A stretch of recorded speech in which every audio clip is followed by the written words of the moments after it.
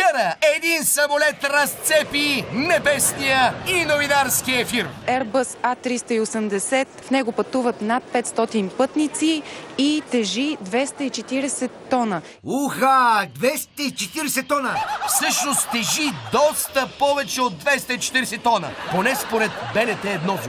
Размерите на самолета наистина са внушителни. Той тежи 560 тона. 560 тона! Това е доста над 240. В нова вдигат още мизата. Самолетът тежи около 650 тона.